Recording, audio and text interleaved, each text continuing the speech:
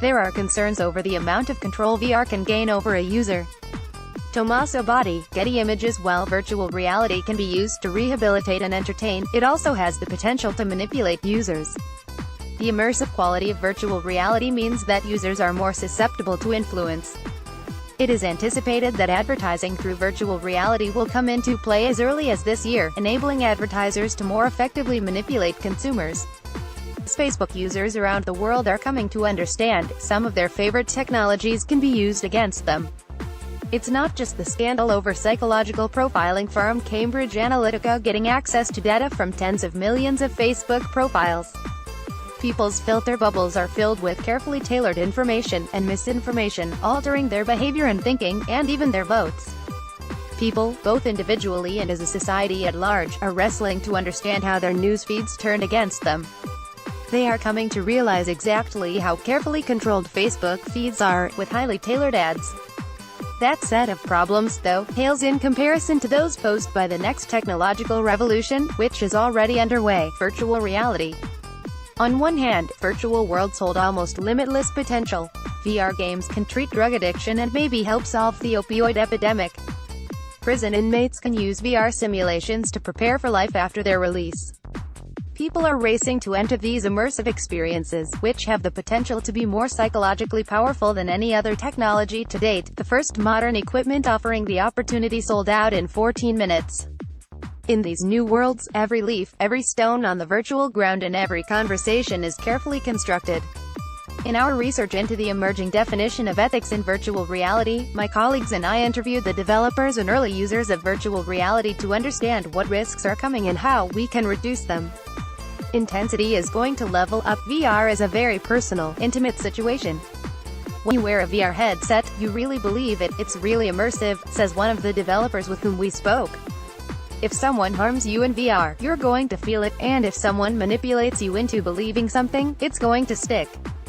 This immersion is what users want. VR is really about being immersed, as opposed to a TV where I can constantly be distracted, one user told us.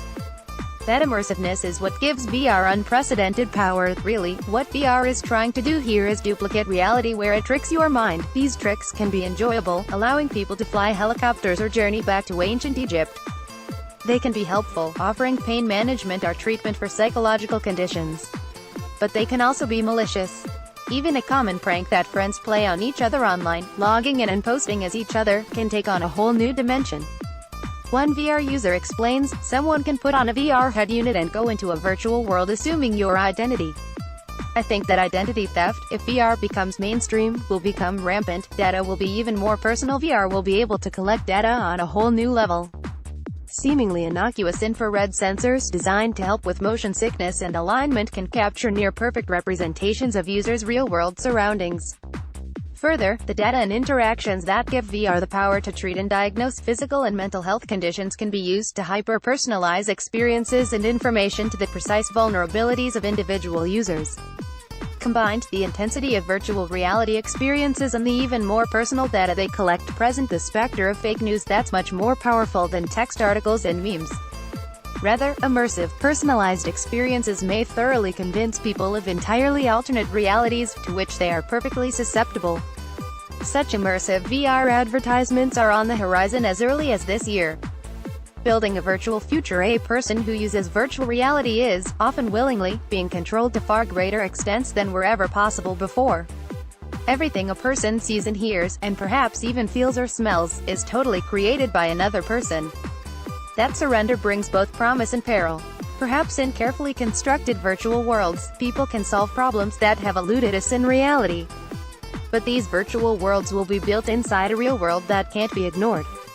While technologists and users are cleaning up the malicious, manipulative past, they'll need to go far beyond making social media healthier. As carefully as developers are building virtual worlds themselves, society as a whole must intentionally and painstakingly construct the culture in which these technologies exist. In many cases, developers are the first allies in this fight. Our research found that VR developers were more concerned about their users' well-being than the users themselves. Yet, one developer admits that, the fact of the matter is, I can count on my fingers the number of experienced developers I've actually met. Even experts have only begun to explore ethics, security and privacy in virtual reality scenarios. The developers we spoke with expressed a desire for guidelines